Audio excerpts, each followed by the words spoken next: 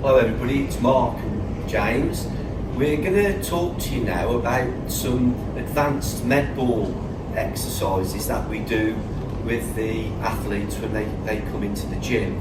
The exercises that we're going to do with you today, I'm only going to try and explain the technique and explain what myself as the coach and James as the athlete are trying to achieve working together with these exercises, rather than me doing a lot of repetitions with James. So the idea is you'd play the video, learn the technique, go away and practice the exercises for the required number of sets and repetitions that your strength and ability will allow you to do.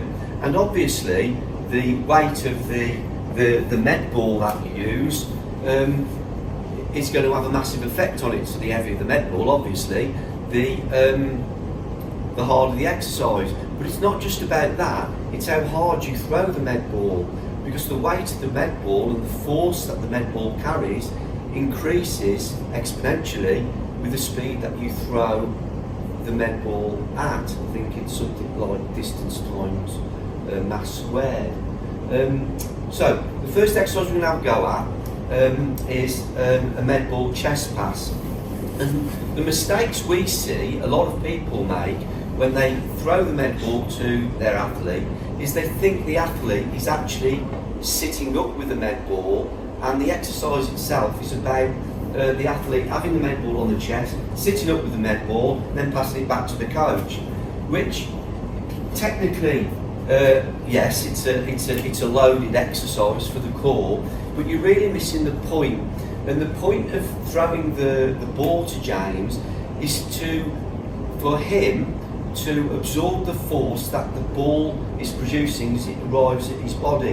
And if I get this right, what you should see James's body happen as his torso just lifts off the floor is you'll see his body shuddering with coping with the eccentric load hitting the body, and that's where the strengthening approach really happens with this exercise. So the teaching point that I would give you is that the athlete doesn't actually sit up until I throw the med ball, because you want to achieve two things. You want James just off the floor, there in that position to receive the ball, and if you get it right, you'll see his body just shake. So, can you see how he's fighting to stabilise there as he's coming up off the floor? That's absolutely perfect. That's what I really want to happen, as opposed I want him sitting up with the med ball and then simply passing it back to me.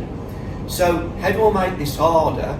Simply take the weight, the ball, further away from the fulcrum, so my target area now is going to be above James's head, and so it's going to be harder for him to cope with the mass, because the mass is hitting him higher away from the fulcrum.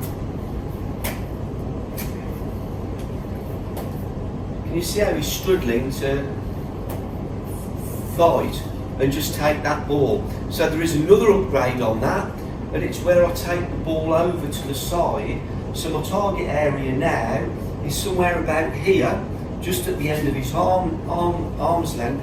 So that force is now coming diagonally across the torso. Sorry, James.